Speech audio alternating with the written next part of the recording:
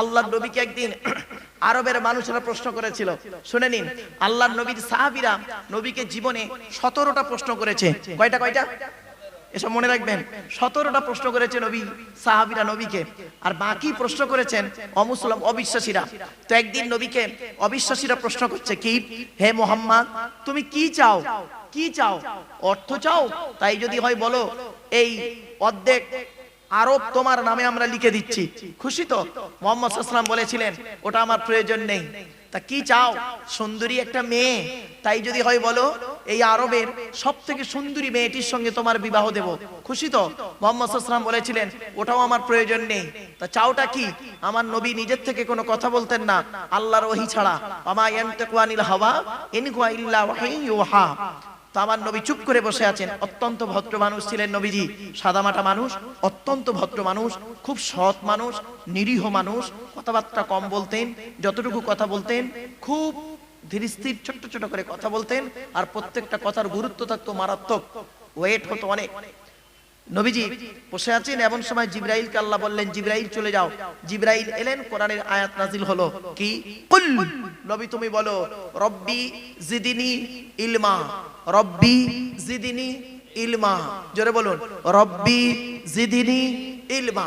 এটা কোথায় আছে? 16 নম্বর পারার 19 নম্বর পৃষ্ঠা 2 নম্বর লাইন, সূরার নাম সূরা তাহা। এর বাংলা মানে হচ্ছে, ওগো আল্লাহ, তুমি আমার জ্ঞানকে বাড়িয়ে দাও, জ্ঞানকে বাড়িয়ে দাও, জ্ঞানকে বাড়িয়ে দাও। এই জন্য নবী বলেছিলেন, উতলুবুল ইলমা মিনাল মাহদি ইলাল লাহাদ, দোল্লা থেকে নিয়ে কবর পর্যন্ত লেখাপড়া শেখো। হায়রে মুসলমান, যে জাতি লেখাপড়ায় পিছিয়ে, সে জাতি সব দিকে পিছিয়ে।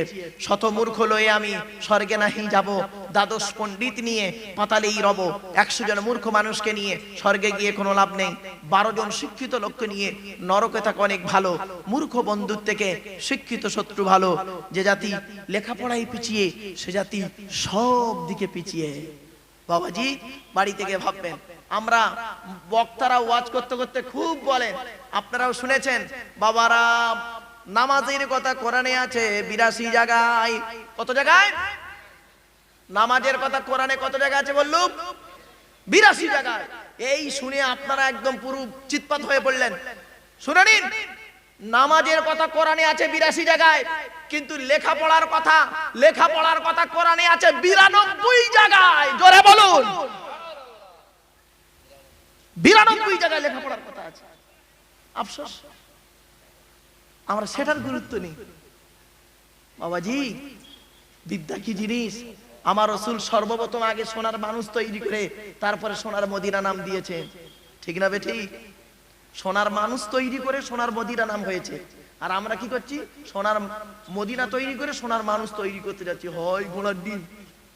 ভাববেন, বাড়িতে গিয়ে হযরত মুহাম্মদ সাল্লাল্লাহু আলাইহি ওয়াসাল্লামের প্রত্যেকটা সাহাবীর বাড়ি ছিল মাদ্রাসা। কিরকম মাদ্রাসা? নবীজি যেটা বলতেন সাহাবীরা সেটা শুনে গিয়ে বাড়ি যেতেন। বাড়ি গিয়ে বলতেন স্ত্রীকে, এই তুমি গতকালকে যেটা করছিলে ওটা ভুল, আমি নবীর কাছ থেকে শুনে এসেছি এটাই ঠিক, ওটা বাদ দাও, এইটা করো। সঙ্গে সঙ্গে পরিবর্তন করে নিতেন। আর আপনারা ওয়াজ শুনে খিচুড়ি খেয়ে বাড়ি থেকে সুবহানাল্লাহ বলে শুয়ে পড়বেন। তা আপনাদের ওয়াজ শুনিয়ে লাভ হবে কি? এই জন্য মাদ্রাসায় শিক্ষাটা বেশি দেওয়া হয়, আর জলসার প্যান্ডেলে ওই ঘটনা কেসা কাহিনী বলে 2 ঘন্টা সময় কাটিয়ে দেওয়া হয়। বাবাজি, বুঝতে পারছেন? এই জন্যই নবীজি বলেছিলেন, আসহাবিকান নুজুম বিআইহিম ইক্তদাইতুম ইহতাদাইতুম। আমার সাহাবীরা প্রত্যেকটা নক্ষত্রের ন্যায়, যাকে ধরবে তার দ্বারাই তোমরা কিয়ামতের মাঠে নাজাত পেয়ে যাবে। কি বুঝলেন বাবাজি? কথাগুলো শুনতে একটু খারাপ লাগবে।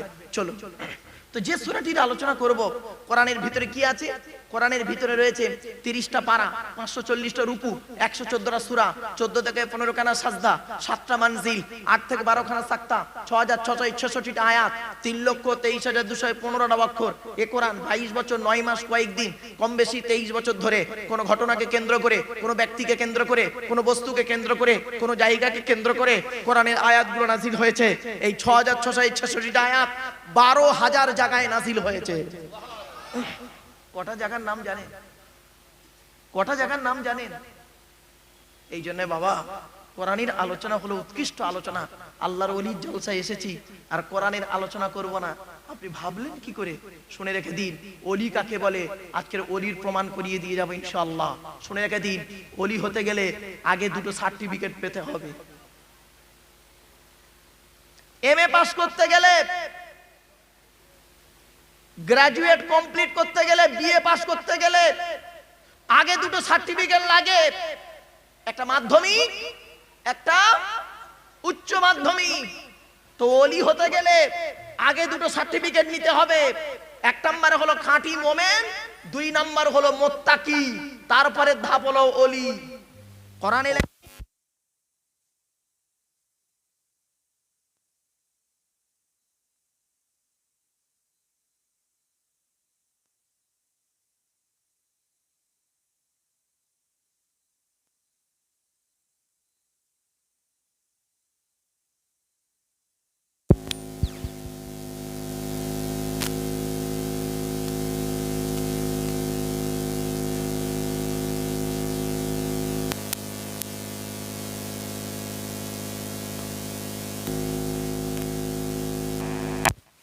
হ্যালো হ্যালো হ্যালো বাপেরা এদিকে খেয়াল করুন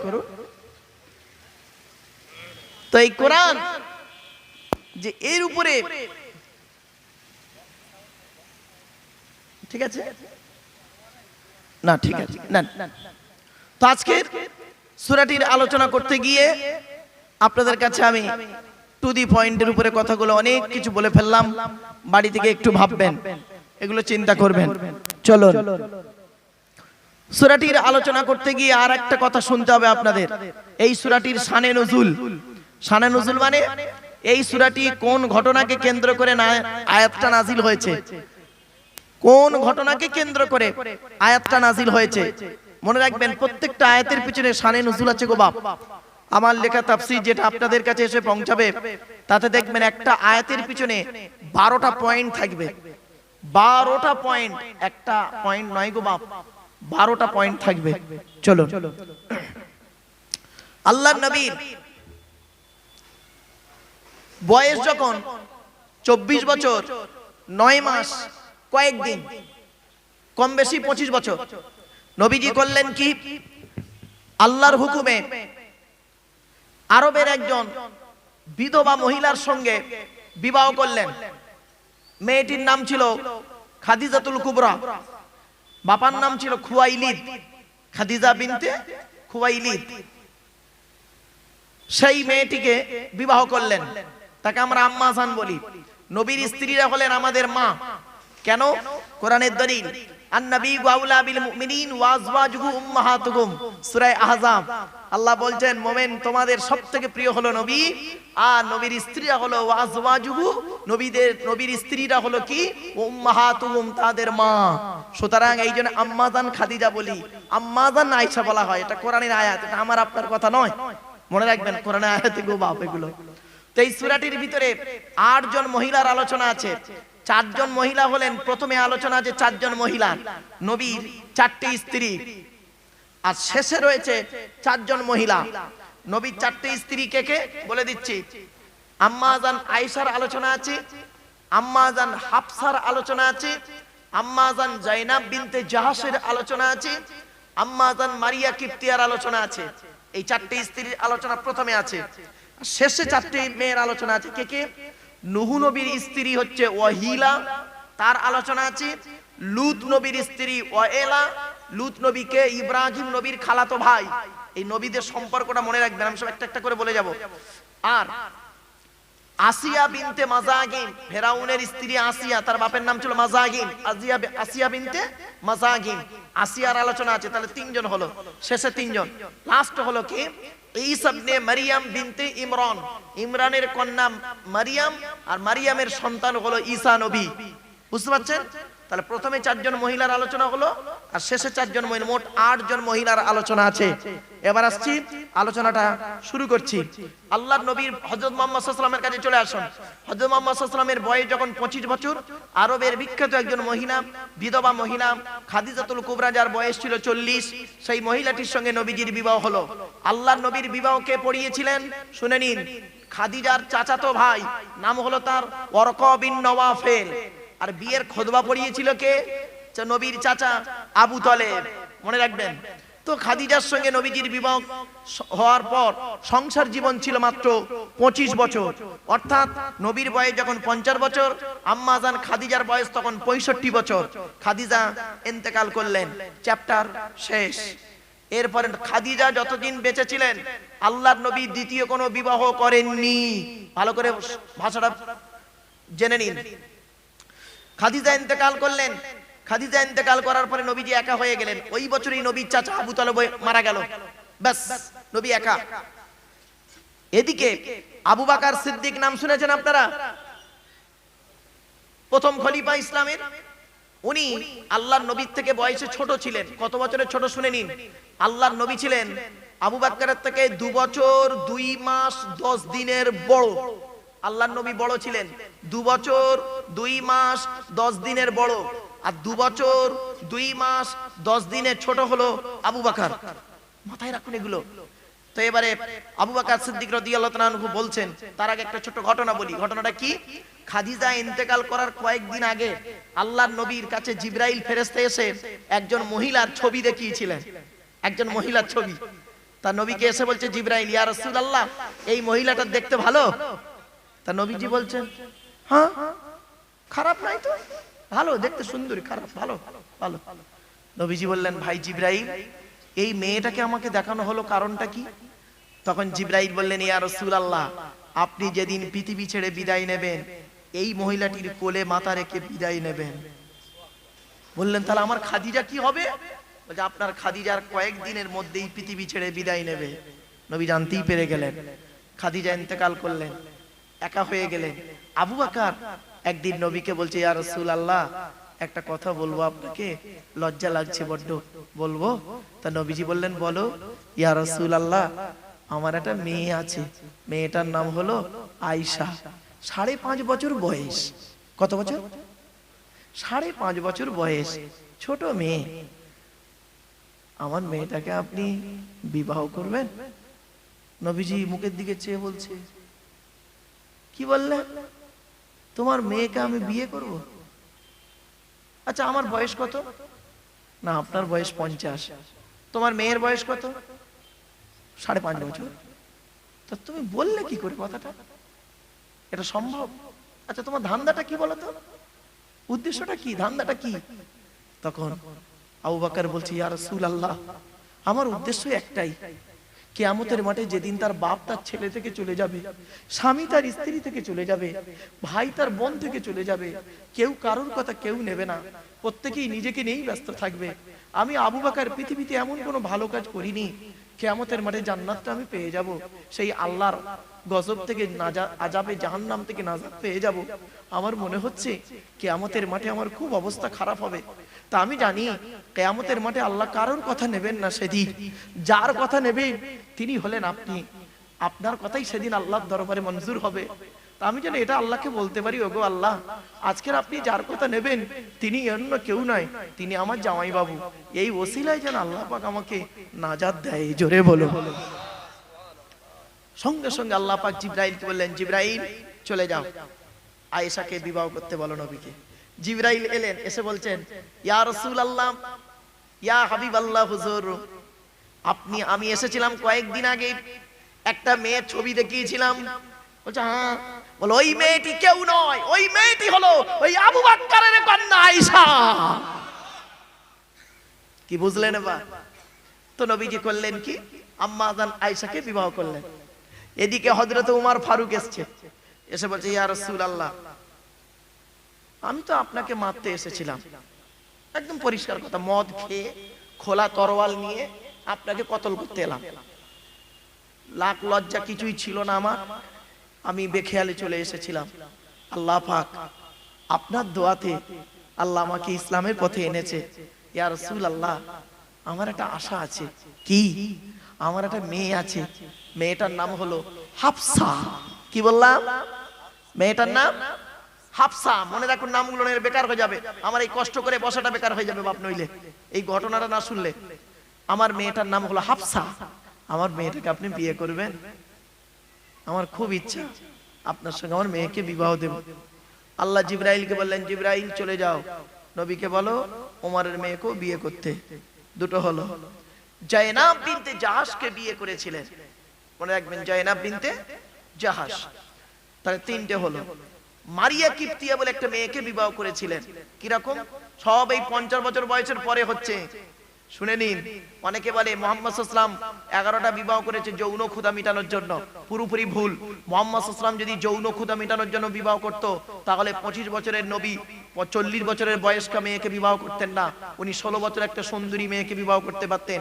আর যদি ওনার অতিরিক্ত যৌন ক্ষুধা থাকার কারণে যদি বিবাহ করত, তাহলে ওই 25 বছর পরেই যেন 30 বছর বয়সে আরো দুটো করতেন, 35 বছর বয়সে আরো 4টে করতেন, আর 40 বছর বয়সে আরো 4টে করে নিতেন। কিন্তু 50 বছরের পরে তিনি দ্বিতীয় বিবাহ করেছেন। মনে রাখবেন, বিজ্ঞান আমাদের বলে একজন পুরুষের যৌন ক্ষুধা স্টার্টিং হয় ওই 15 থেকে 16 বছর থেকে শুরু হয়, আর থাকে 45 থেকে 50 বছর পর্যন্ত।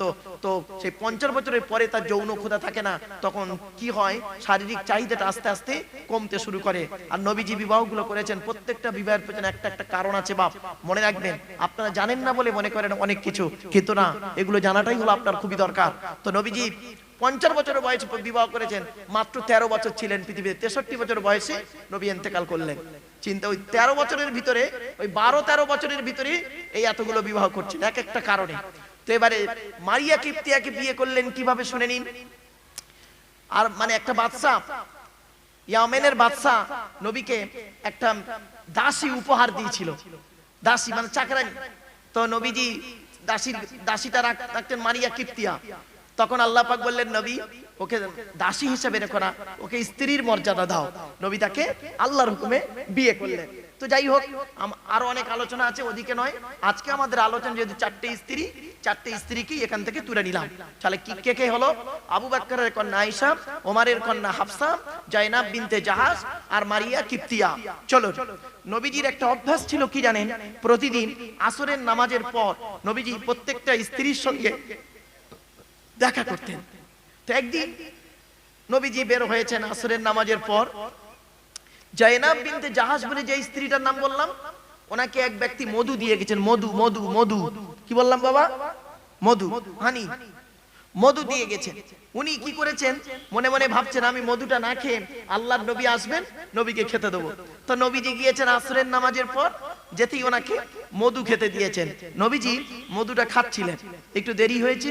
ওদিকে আয়েশা আর হাফসা, সতী আয়েশা আর হাফসা বাইরে দাঁড়িয়ে দাঁড়িয়ে বলছে, কি ব্যাপার বলো তো? নবীজি ওনার বাড়িতে ঢুকে অতক্ষণ গল্প করতেছে, কেন বাইরে আসতে পারে না? হরেক রকমের কথাবার্তা বলছেন। মনে রাখবেন, নারী জাতির শত্রু হলো দুটো, 1 নাম্বার সতীন আর 2 নাম্বার ননদ। 1 নাম্বার সতীন, 2 নাম্বার ননদ। এই জন্য বাবাদিরে বলি, বন্ধুরা, বোনেদের যখন কোনো কিছু দেবেন, রমজান মাসে ছোলা, চিনি, শাড়ি টাড়ি দেবেন, বোনেদের যখন দেবেন, স্ত্রীকে না জানিয়ে দেওয়াটাই উত্তম। আর এ তো বউ পাগলা বিবির গোলাম, বোনকে একটা শাড়ি দিচ্ছে, বোনকে একটা শাড়ি দিচ্ছে, বউকে জানিয়ে, সোনা এইটা বোনকে দিচ্ছি, ওর কলজা ফেটে যাবে। ঠিক না বেঠিক? যাক, চলেন। তো এবারে আয়েশা আর হাফসা দুজনে আলোচনা করে বলছে, কি ব্যাপার বলো তো? নবীজি এরকম গল্প করছেন। আচ্ছা দাঁড়াও, আসুক নবীজি, আসুক। এলে এমন একটা কথা বলবো নবীকে, পেট থেকে আসল কথা বের হয়ে পড়বে। নবীজি বাইরে এসছেন, আসতেই আয়েশা আর হাফসা, বুখারীর হাদিস এটা বাবা, গল্প ভাববেন না। আলেমরা বুঝতে পারছে বুখারীর আলোচনা হচ্ছে। এটা আমার বাবার কথা নয়, নিজের তৈরি করা কথা নয় গো বাপ। আমি গল্প আকারে ছেলেদেরকে, মানুষদেরকে বলি বলে তাই মনে করে গল্প বলছে, কিন্তু না, বুখারীর হাদিসের বাংলা অনুবাদটা করছি। তো এবারে আয়েশা আর হাফসা, যেই নবীজি জয়নাবের ঘর থেকে বের হয়েছে, আয়েশা আর হাফসা বলছে, ইয়া রাসূলুল্লাহ, আপনার মুখ থেকে মাগাফিরের গন্ধ বেরোচ্ছে। মাগাফিরের গন্ধ বেরোচ্ছে। হাতও নয়, মিথ্যে কথা, মিথ্যে কথা, বুঝতে পারছেন না? নবীজি মাগাফির খাইনি তো। মাগাফিরটা কি? আরবের একটা ফল, যার আটাটা খুব দুর্গন্ধ, কেউ খায় না, কেউ খায় না। ওই মাগাফির ফলটা এত গন্ধ, কেউ খায় না। ওই কথা বলেছে। বলতেই নবীজি বলছে, এই আমি মাগাফির খাই না। আমি মাগাফির খাইনি। জয়নাবকে এক ব্যক্তি বেচারা মধু দিয়ে গেছে, ও বেচারা মধুটা না খেয়ে ও আমাকে খেতে দিয়েছে, তাই আমি মধু খাচ্ছিলাম। পট করে আয়েশা আর হাফসা দেখলো এক্ষুনি আল্লাহ কোরআনের আয়াত নাযিল করে দেবে। পট করে আয়েশা করেছেন কি, খুব বুদ্ধিমতী মেয়ে ছিলেন, পট করে কথাটা ঘুরিয়ে বলছেন, ইয়া রাসূলুল্লাহ, আপনি ডাইরেক্ট মাগাফির খেয়েছেন, এটাকে আমি বলতে চাইছি। বলে তবে? বলছে মৌমাছিটা মাগাফিরে বসেছিল, ওখান থেকে উড়ে গিয়ে ওর চাকে বসেছে, ওই চাকের মধ্যে আপনি গিলে ফেলেছেন।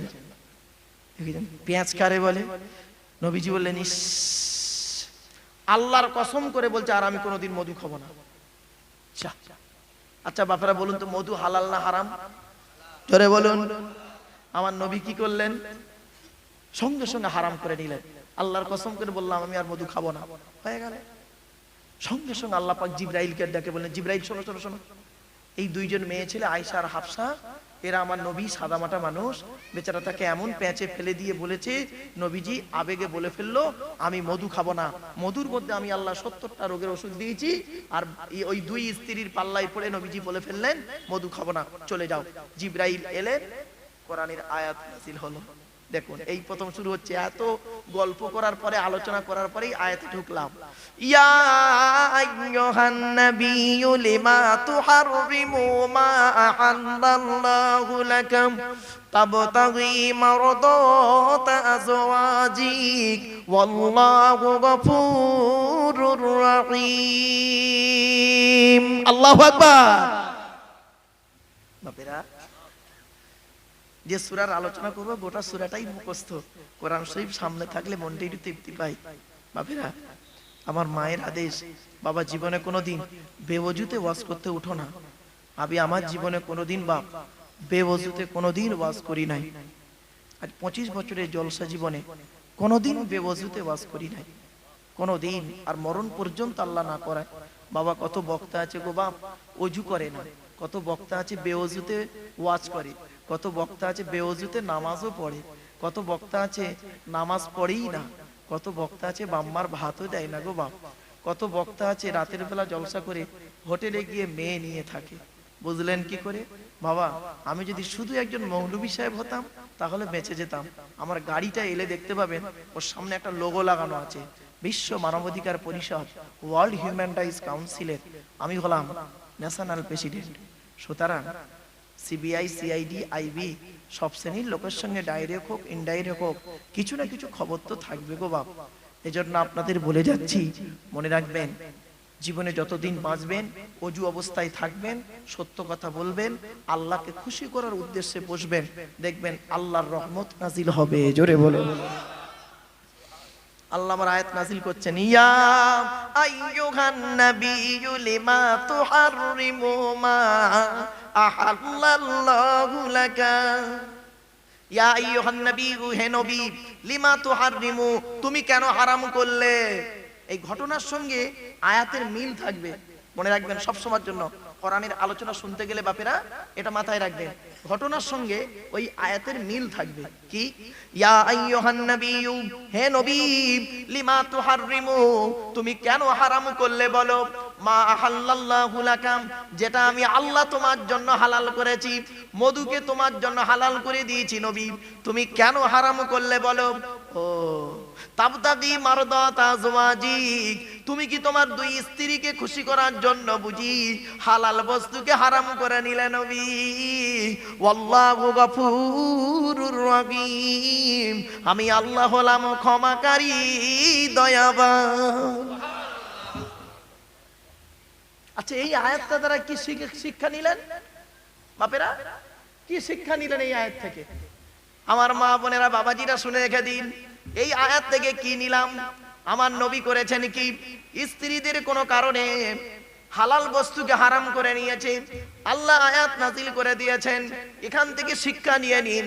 ও বাবাজি, যুবক ভাইয়েরা, ও যুবকেরা বন্ধুরা, অনুরোধ করে বলে যাচ্ছি, বুড়ো বুড়ি বাম্মার সেবা যত্ন করা ছেলে তোমার জন্য ফরজ।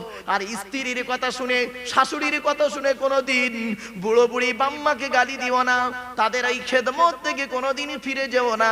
তাদেরকে এক ঘরে করে দিয়ে তুমি শ্বশুর শাশুড়িকে নিয়ে, বউকে নিয়ে গিয়ে বসিরহাটে ঘর ভাড়া করে থাকবে। আর বুড়ো বুড়ি বাম্মা তোমাকে মানুষ করে চোখের পানি ফেলবে। মনে রেখো আল্লাহর গজব তোমার উপরে নাজিল হবে। হে বন্ধু, বুড়ো বুড়ি বাম্মা যাদের বাড়িতে বেঁচে আছে, বাপ আর মায়ের দোয়া নেবেন। বাপ আর মায়ের দোয়া যদি তোমার সঙ্গে থাকে, গাড়ির তলার ভিতরে ঢুকে যাবে। আমার আল্লাহ করবে কি, বাম্মার দোয়ার ওসিলায় গাড়ির তলার ভেতর থেকে জীবিত টেনে বের করে আনবে। বাম্মা এমন জিনিস, খবরদার কোনোদিন বাপ আর মাকে কাঁদাবেন না। মনে রাখবেন, তিন ব্যক্তির তো আল্লাহর দরবারে কবুল হয়, কোনো মিস যায় না। এক নাম্বার হলো দাওয়াতুল মাজলুম, অত্যাচারকৃত মানুষের দোয়া। কোন স্বামী যদি তার উপরে, স্ত্রীর উপরে অন্যায়ভাবে অত্যাচার করেন, ওই স্ত্রী যদি বলে খোদা গো আমি অন্যায় করিনি, আমার স্বামী আমার উপরে নির্মমভাবে অত্যাচার করছে, আল্লাহর তরফ থেকে গজব পড়বে। অনেক শাশুড়ি আছে দেখবেন, নিজের মেয়েকে খাইয়ে নিয়ে ঘরের ভেতর ঢুকে বললো, বৌমা পরের মেয়ে খেয়েছে কিনা খবর নিল না। ও শাশুড়ি মায়েরা শুনে নিন, আপনি বৌমা পরের মেয়েকে যদি আপন করতে না পারেন, আল্লাহ আপনারও মেয়ে দিয়েছে, লোকের বাড়ি বৌমা হয়ে যাবে, আল্লাহ তরফ থেকে গজব পড়বে, বলতে হবে না। অনেক ননদ আছে দেখবেন, ভাইয়ের কানে কামড়াচ্ছে যাতে ভাই ভাবিকে মারে, এই ধান্দা করে। এ যুবতী বোনেরা শুনে নাও, ঘুঁটে পড়ে গোবর হাসে, ঘুঁটে বলে তোরও একদিন আছে। তুমি ভাবি পরের মেয়েকে যদি আপন করতে না পারো, মনে রেখো তোমাকে একদিন লোকের বাড়ি ভাবি হয়ে যেতে হবে, আল্লাহর তরফ থেকে গজব পড়বে, বলতে আর হবে না। অনেক বৌমা আছে দেখবেন, অনেক বৌমা আছে দেখবেন, স্বামীর ইনকাম বেশি, স্বামীটাকে নিয়ে, ছেলেটাকে মেয়েটাকে নিয়ে আলাদা খাবার ধান্দা করছে। একই দিয়ালের এপারে স্বামী স্ত্রী ছেলে মেয়েকে নিয়ে মুরগির গোশত দিয়ে ভাত খায়, আর দিয়ালের ওপারে শ্বশুর শাশুড়ি বুড়ো বুড়ি আলু ছানা ডাল খায়। ওই বৌমার একটু বিবেকে বাঁধলো না যে আজকের আমার বাম্মা যদি থাকতো দিয়ালের ওপারে, আমি গোপনে এক পেয়ালা তরকারি দিয়ে আসতাম। ও বৌমা, তুমি মুফতি সাহেবের মেয়ে হও, হাজি সাহেবের মেয়ে হও, তোমার মতো তুমি যদি শ্বশুর শাশুড়িকে নিজের বাম্মা মনে না করো, তোমার মতো বৌমা হলো জাহান্নামী। ইসলাম কোনোদিন এক পেশে কথা বলে না। দুই নাম্বার হলো ওয়াদাওয়াতুল মুসাফিরি, ভ্রমণকারী মানুষের দোয়া আল্লাহর দরবারে কবুল হয়ে যায়। তিন নাম্বার হলো ওয়াদাওয়াতুল ওয়ালিদি আলা ওয়ালাদিহি, কোন বাপ আর মা যদি নিজের কলিজার টুকরা সন্তানের জন্য দোয়া চেয়ে যায়, বিদ্যুতের থেকে দ্রুত গতিতে বাম্মার দোয়াটা আল্লাহর দরবারে কবুল হয়ে যায়। বাপের ভাত দাও না, মার ভাত দাও না, তুমি আমার ওয়াজ শুনবে, এটা হতে পারে না। তুমি আমার ওয়াজ শোনার যোগ্য শ্রোতা হতে পারো না বাপ, তুমি বাপের ভাত দাও না, মার ভাত দাও না। এত সহজ কথা বাবা, কথাগুলো শুনতে হয়তো খারাপ লাগবে, কিন্তু আমাকে বলতে হবে।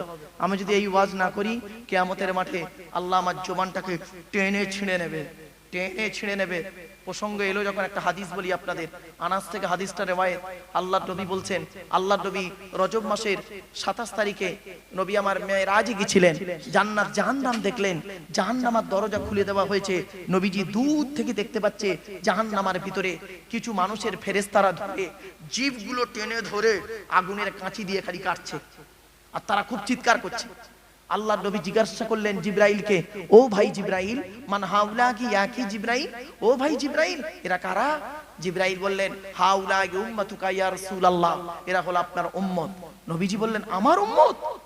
পৃথিবীতে কি এমন অপরাধ করেছিল জাহান্নামায় ফেলে ফেরেশতারা জিভগুলো টেনে ধরে আগুনের কাঁচি দিয়ে কাটছে? অপরাধটা জানতে পারি কি? তখন জিবরাইল বললেন, ইয়া রাসূলুল্লাহ, আপনি কি জানেন আপনার উম্মতের ভিতরে এরা কোন শ্রেণীর উম্মত? কোন শ্রেণীর উম্মত মানে? বলছে, ইয়া রাসূলুল্লাহ, এরা হলো আপনার উম্মতের ভিতরে কিছু আলেম আর বক্তা। কি বললাম? কি বললাম? কিছু আলেম আর বক্তা। বলে, হ্যাঁ, আমার উম্মতের ভিতরে আলেম আর বক্তা?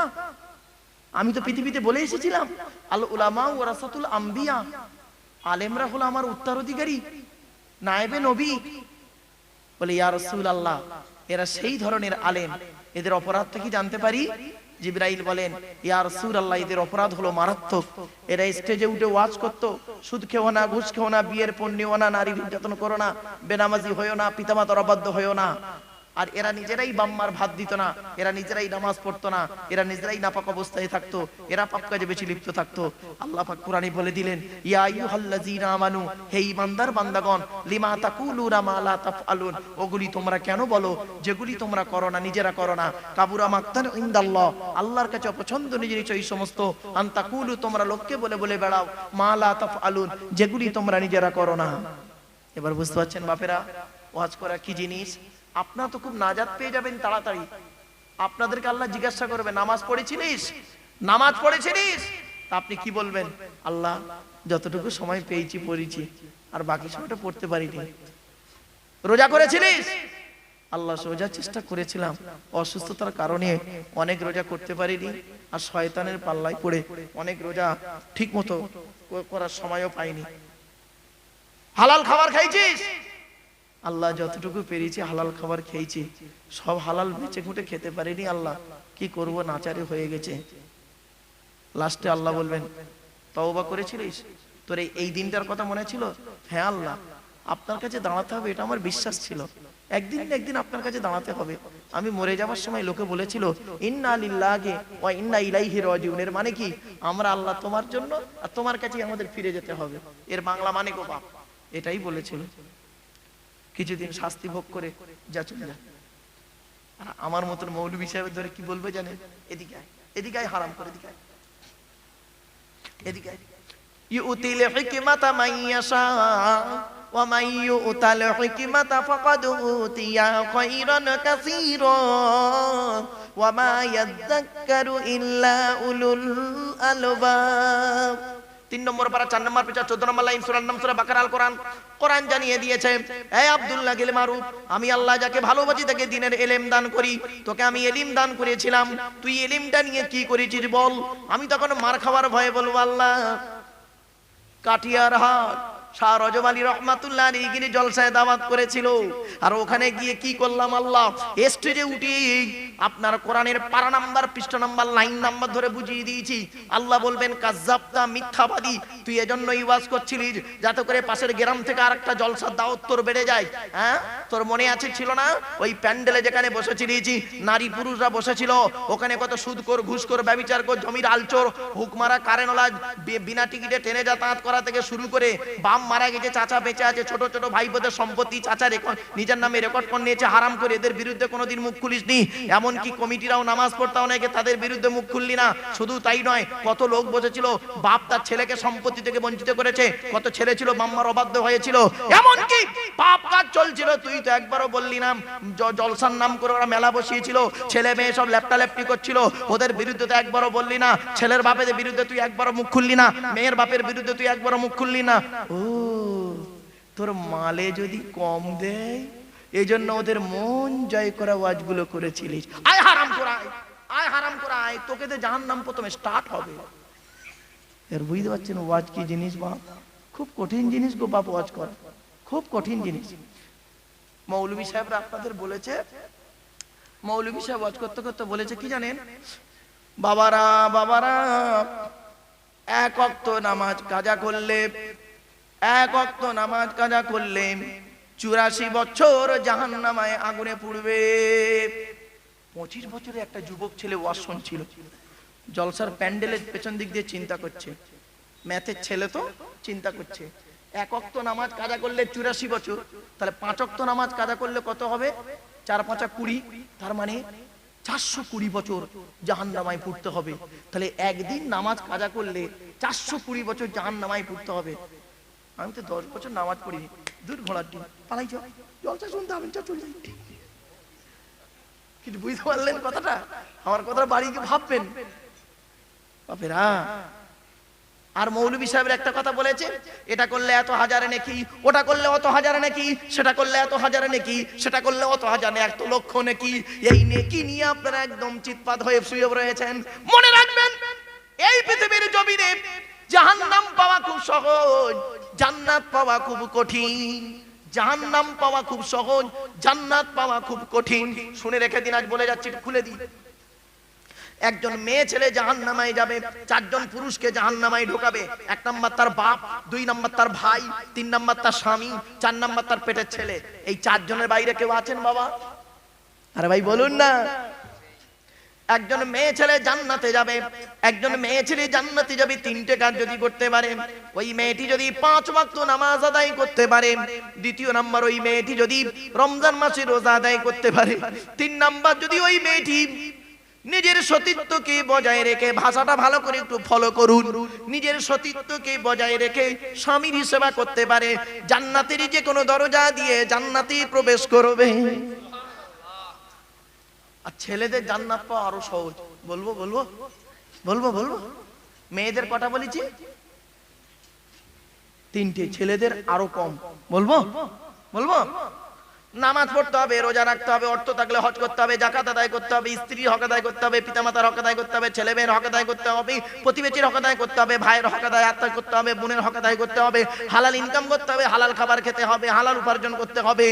এত কিছু করার পরে মালটাকে আবার দাড়ি পাল্লায় মাপো। বাড়ি থেকে ভাববেন মৌলভী সাহেবরা বলে দিয়েছে আপনাদের এটা করলে জান্নাতি, এত এত লক্ষ নেকি, ওই নেকি নে বস্তা কোনে। বাড়ি থেকে ভাববেন, বাপ আমার কথাগুলো শুনতে খারাপ লাগবে, শুনে রেখে দিন। জলসা দিলে আল্লাহর রহমত নাজিল হয়, আর জলসা দিলে আল্লাহর গজব নাজিল হয়। কোন জলসা আল্লাহর রহমত নাজিল হয় আর কোন জলসায় গজব নাজিল হয় শুনে নিন। ওই জলসায় আল্লাহর গজব নাজিল হয় যে জলসায় দেখবেন বক্তা একাই চিৎকার করে যাচ্ছে, বক্তা একাই চিৎকার করে যাচ্ছে, 20 জন বুড়ো লোক বাড়ি যেতে পারে না বলে বসে আছে। ওদিকে দেখবেন আমতলা, জামতলা, বুড়ির বেলতলা, মাছতলা, ঘুগনি দোকান, ফুচকা দোকান, ইমিটেশন দোকান, হাতে ছাম মারা থেকে শুরু করে সন্ধ্যাবেলা কত ইয়াং মেয়ে বের হয়েছিল, কত ভাবি বেরিয়েছে কুচিয়ে শাড়ি পরে, কত লিপস্টিক পরে হারাম কাজ করেছে তার কোনো ঠিক নেই, কত ফোন নাম্বার নেওয়া নিয়ে হয়েছে, কত ফেসবুক, টুইটার, মেসেঞ্জার, হোয়াটসঅ্যাপ করেছে, করার পরে সারা রাত আনন্দ করলো। সারা রাত আনন্দ করার পরে সকালবেলা শুনবেন কটা ধরা পড়েছে, কটা পালিয়ে গেছে, কটা নষ্ট হয়েছে। সারা রাত আনন্দ করার পরে সকালবেলা ধরা পড়লে ধনঞ্জয়, না ধরা পড়লে এনজয়। ওই জলসা আল্লাহর গজব নাজিল হয়। আর কোন জলসা আল্লাহর রহমত নাজিল হয়? কোরআন বলছে وَإِذَا قُرِئَ الْقُرْآنُ فَاسْتَمِعُوا لَهُ وَأَنصِتُوا لَعَلَّكُمْ تُرْحَمُونَ। 9 নম্বর পারার 15 নম্বর পৃষ্ঠার 12 নম্বর লাইন, সূরার নাম সূরা আরাফ। আল কোরআন আল্লাহ জানিয়ে দিচ্ছে যখন আমার কোরআন তেলাওয়াত করা হবে, আমার কোরআন যখন তেলাওয়াত করা হবে তোমরা তখন কি করবে? চুপচাপ বসে থাকবে, কান লাগিয়ে মনোযোগ সহকারে শুনবে। এই দেখুন আমি কোরআনের আলোচনা করছি, আপনারা চুপচাপ বসে আছেন, কান লাগিয়ে শুনছেন, কোনো আওয়াজ নেই। দেখুন যেন মনে হচ্ছে এখানে কোনো লোকই নেই। আল্লাহ বলে ও জলসা কমিটি কখনো বুঝবে জলসার প্রতি আল্লাহর রহমত নাযিল হচ্ছে যখন এই পরিস্থিতি হবে, বক্তা যখন আল্লাহকে খুশি করার উদ্দেশ্যে কোরআন তেলাওয়াত করবে, আর শ্রোতা যখন মনোযোগ সহকারে আল্লাহকে খুশি করার উদ্দেশ্যে কোরআন শুনতে বসবে, আমি আল্লাহ লাআল্লাকুম তুরহামুন, আমি আল্লাহ আমার রহমত তোদের উপরে নাযিল করব। বাপেরা কথাগুলো শুনতে হয়তো খারাপ লাগছে, তাই না বাপ? অসুবিধা হচ্ছে? অসুবিধা হচ্ছে? আর একটু হবে না? বন্ধ করে দেবো? আর একটু হবে? বিরিয়ানি ঠান্ডা হয়ে গেল, অসুবিধা নেই। আচ্ছা বুড়োদের প্রেমের ওয়াজ করবো, আজ চিন্তা নেই, মুরব্বীদের একদম টেনশন নেবেন না। বাপেরা চলে আর একটু এগিয়ে যাচ্ছে। তাই আল্লাহ পাক বললেন, এখন নবী তো কসম খেয়েছেন। আরে ভাই বলুন না, নবী কসম খাননি? আর নবী কসম খেয়েছে, কসমের কাফারা দিতে হবে। তো কসমের কাফারাটা কি শুনে নিন। এবার আপনাদেরকে বলি, কসমের 3টে ভাগ আছে বাবা। ইয়ামিনে লাগবো, ইয়ামিনে গামুস, ইয়ামিনে মুনআকিদ। ওই দোস্ত উঠে চলে যাচ্ছে নাকি? ও দোস্ত আসবে তো নাকি? আসবে? হ্যাঁ তাই ভালো। আমি ভাবলাম একটা সোতা উঠলি না বুকের উপরে ধড়াস করে ওঠে, যদি কমিটি 500 টাকা কেটে নেয় হাদিয়া থেকে। বাবেরা বাস্তব কথা। এই আমি ভাবছি না, আমি এবারে এই ভারত সরকার, কেন্দ্র সরকারকে, সেন্ট্রাল গভর্নমেন্টকে একটা দরখাস্ত করব, কি যে হার্টের ডাক্তারি পড়ার দরকার আছে, ডিপার্টমেন্টে রেখে দিন। হার্টের ব্রেনের ডাক্তারের ডিপার্টমেন্টে রেখে দিন, চোখ কান নাক গলার ডিপার্টমেন্ট রেখে দিন, হাড়ের ডাক্তারের ডিপার্টমেন্ট রেখে দিন, স্কিনের ডাক্তারের ডিপার্টমেন্টে রেখে দিন, পেটের রোগ অর্থাৎ মেডিসিনের ডাক্তারি পড়ার দরকার নেই, ওই ডিপার্টমেন্টটা তুলে দিন, ওই টাকাটা গরিবদের দান করে দিন। তো সরকার যদি আমাকে বলে তুমি একজন ন্যাশনাল প্রেসিডেন্ট হয়ে এই কথাটা কেন বললে, যে মেডিসিনে পেটের রোগেই তো আজ বেশি লোক ভুগছে, ঠিক না বেটি? হ্যাঁ, আর এই ডিপার্টমেন্টটা তুলে দিতে বললে কারণ, তখন আমি বলবো মহামান্য আদালতকে বলবো, বিড়ি খেলে যদি পায়খানা ক্লিয়ার হয় তাহলে মেডিসিনের ডাক্তারি পড়ার দরকার কি? বুঝতে পারলেন না কথাটা? ও বাপ, যে পায়খানায় যায় সেই পায়খানায় দুটো জিনিস পড়ে থাকবে, হয় সিগারেটের পেছন আর নইলে বিড়ির পেছন। বিড়ি খেলে যদি পায়খানা ক্লিয়ার হয় তো মেডিসিনের ডাক্তারি পড়ার দরকার কি? বিড়ির দোকান করো গোটা, ব্যাস, পেট পরিষ্কার। বাপেরা শুনে নিন, সিগারেট যারা খায়, সিগারেটের গায়ে দেখবেন একটা ছবি দেওয়া আছে, ক্যান্সারের ছবি, আর ওখানে লেখা আছে cigarette is injurious to health, স্বাস্থ্যের পক্ষে ক্ষতিকর। এখন যদি আপনাদের এই গ্রামে কোনো ব্যক্তি কেবলমাত্র সিগারেট খেয়েই যদি ক্যান্সার রোগে মারা যায়, আর ওই লোকটা জানাজা পড়াতে গিয়ে হুজুর যদি বলে আল্লাহ এর গোরাজা মাফ করে দাও, আল্লাহ ফেরেশতাদের ডেকে বলে এ মালটা চেল্লাচ্ছে কেন রে, কি হয়েছে আল্লাহ? তখন ফেরেশতার বলে আল্লাহ ও মারা গেছে, ক্যান্সার রোগে মারা গেছে সিগারেট খেয়ে, আর এ তাই দোয়া করছে। আল্লাহ বলছে ওর আগে মার। বাপেরা রাগ করবেন না, এত বাস্তব কথা আপনাদেরকে তুলে ধরছি। এই আজ থেকে এই আয়াতটা এলো বলে একটু অন্যদিকে যাবো, তাই যেতে পারছি না। এটা অ্যাঙ্গেল আদার্স কথা, এটা এর সঙ্গে জড়িত না, আদার্স কথা। এটা আজ থেকে 1.5 বছর আগে, ভারতের একজন লোক বলেছিলেন Aadhaar card, voter card, ration card, PAN card, জমির দলিল, passport, driving licence, panchayat certificate, এই 8টা কাগজ ভারতের নাগরিকত্বের প্রমাণ পাওয়া যাবে না, এনআরসি হবেই হবে। এই কথা শুনে এই কাটিয়ার হাটের 95 বছরের দুটো বুড়ো কদিন পরে মারা যাবে। 95 বছরের দুটো বুড়ো কোথায় ছুটতেছে? ডিএলআর অফিস দৌড়চ্ছে, 1971 এর কাগজ বের করবে। তা লাঠি ধরে ধরে দুটো বুড়ো যাচ্ছে, গিয়ে বিএলআর অফিসে লাইন দিয়েছে, রোদে টাক ঘাম পড়তেছে। তখন আল্লাহ ফেরেশতাদের ডেকে বলছে এখানে লাইন দিয়েছে কেন রে কটা? তো বলছে আল্লাহ এনআরসি হবে, ওই ভয়েতে কাগজ তুলতে বেরিয়েছে। বলছে তো এই বুড়ো দুটো যেখানে বুড়ো দুটো, তা বলছে আল্লাহ ওদের মরণের ভয় খুব বেশি, ওরা দুটো এসছে, ওরা এনআরসির কাগজ তুলতে বেরিয়ে। বলছে আল্লাহ বলছে আরে এনআরসি যখন হবে তার আগে তো ওরা পচে গলে মরে হার হয়ে যাবে, বলছে ওদের ভয় বেশি। ইমান কারে বলে ওরে বাপ রে বাপ, এই 1.5 বছর আগে কি হলো জানেন?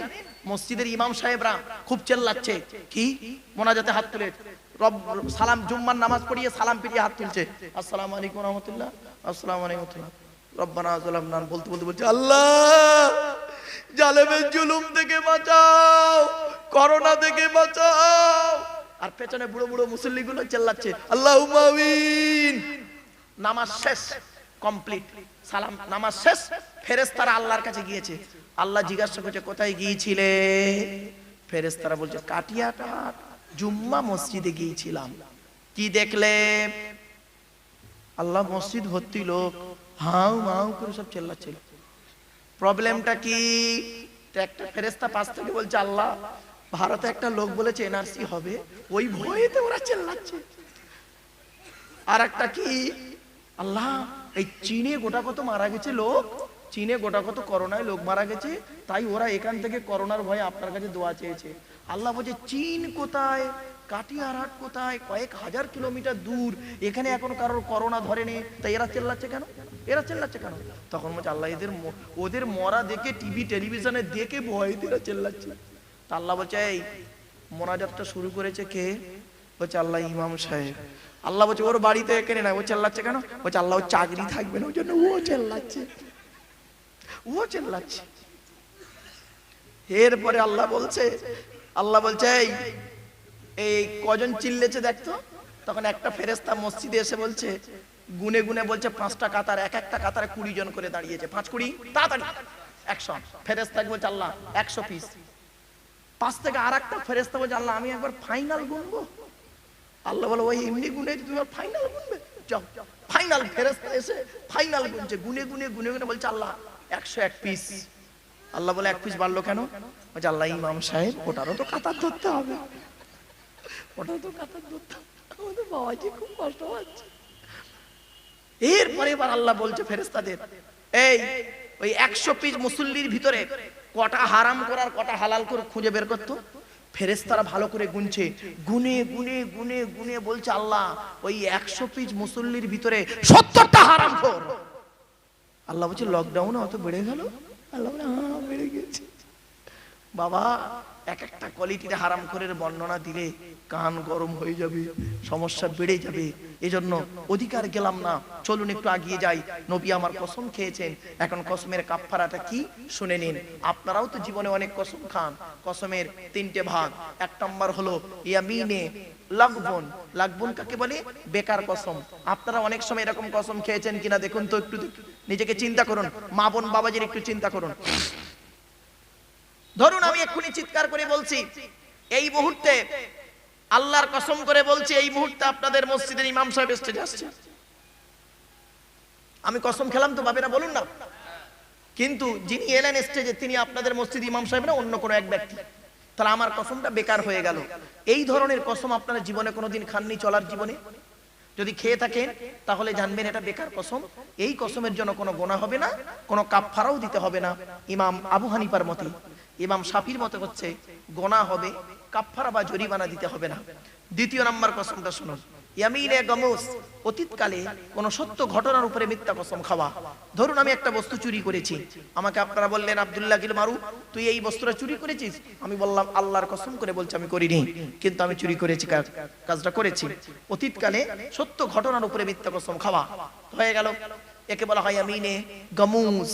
এই কসমের জন্য ইমাম আবু হানিফার মতে গুনাহ হবে, কাফফারা বা জরিমানা দিতে হবে না। কিন্তু ইমাম শাফির মতে গুনাহও হবে, কাফফারাও দিতে হবে, মানে জরিমানাও দিতে হবে।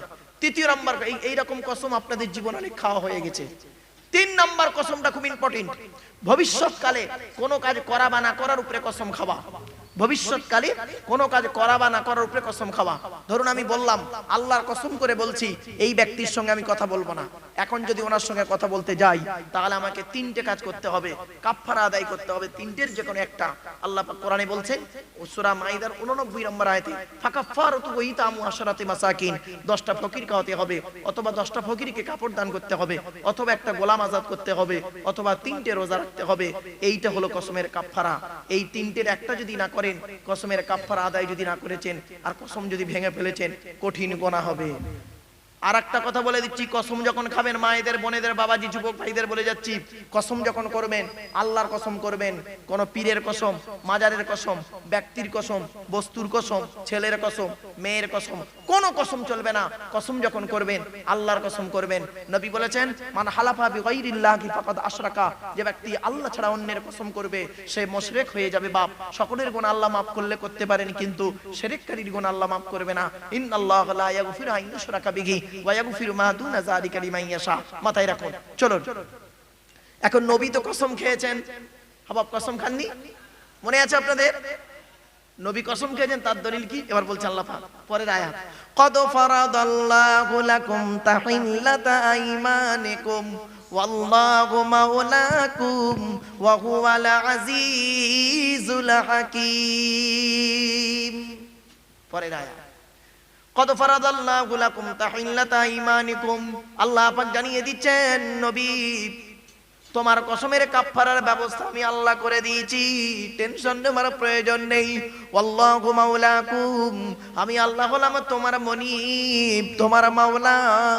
ওয়া হুয়াল আজিজুল হাকীম, আমি আল্লাহ হলাম ক্ষমতাবান, বিচারক, পরাক্রমশালী, প্রজ্ঞাময়। জোরে বলুন। এখানে আরেকটা ঘটনা আছে, দ্বিতীয় নম্বর ঘটনা খুব ইম্পর্টেন্ট। আল্লাহর নবীর একটা স্ত্রী ছিলেন, নাম হলো তার হাফসা। মনে আছে? উমরের কন্যা হাফসা একদিন নবীকে বলছেন ইয়া রাসূলুল্লাহ আমি একটু মায়ের বাড়ি যাব, মায়ের বাড়ি যাব। নবীজি বললেন যাও মায়ের বাড়ি। হাফসা মায়ের বাড়ি চলে গিয়েছেন। নবীজি করেছেন কি, ওই হাফসার বিছানায়, হাফসার খাটের উপরে, হাফসার বিছানাতে করেছেন কি, মারিয়া কিপ্তিয়া বলে একটা স্ত্রীর কথা বলেছিলাম, মনে আছে? ওই স্ত্রীকে ডেকে গুরুত্বপূর্ণ দুটো কথা বলছিলেন। এমত অবস্থায় আম্মা জানা হাফসা এসে দেখছেন আমার বিছানায় নবীজি অন্য স্ত্রীকে নিয়ে গল্প করছে। মনটা হাফসার খারাপ হয়ে যায়। সঙ্গে সঙ্গে নবীজি বুঝতে পেরেছেন হাফসার মনটা খারাপ হয়ে গেছে। সঙ্গে সঙ্গে নবীজি বলেছিলেন হাফসারি আমি ওকে গুরুত্বপূর্ণ কিছু কথা বলছিলাম, তুমি কিছু মনে করো না, তবে এই কথাটা তুমি আর অন্য কোন স্ত্রীকে বলো না, তাহলে ওই মেয়েটি ওই স্ত্রীটি মারিয়া কিপ্তিয়াকে বলে দেবে, এই বেচারা মনে বড় দুঃখ পেয়ে যাবে। কিন্তু আম্মা জান হাফসা করলেন কি, কথাটা পেটে না রেখে আম্মা জান আয়েশাকে গোপনে বলে দিলেন, পৃথিবীতে এমন জাতি আছে যে জাতি 100 টাকা ইনকাম করলে 80 টাকা খায়, 20 টাকা রেখে দেয় ছেলে মেয়েকে মাস্টার, ডাক্তার, ইঞ্জিনিয়ার, প্রফেসর করাবে বলে। আর পৃথিবীতে একটা জাতি আছে যে জাতি 100 টাকা ইনকাম করলে 150 টাকার 1 কেজি গোস্ত কিনে বাড়ি আসে 50 টাকা ধার। পৃথিবীতে এমনও জাতি আছে যে জাতির বাড়িতে গিয়ে দেখবেন সামসেট গুলোতে বিশাল বড় বড় কিতাব কেনা আছে, ছেলে আমার মাস্টার, ডাক্তার, ইঞ্জিনিয়ার, প্রফেসর হবে, কোর্টের জজ হবে। আর পৃথিবীতে একটা জাতি আছে যে জাতির বাড়িতে গিয়ে দেখবেন সামসেট গুলোতে বিশাল বড় বড় তরকারির হাঁড়ি আছে, মাল বগরাই দেবে রবে।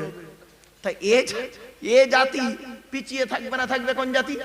জাস্ট আর একটা এক্সাম্পল দিচ্ছি।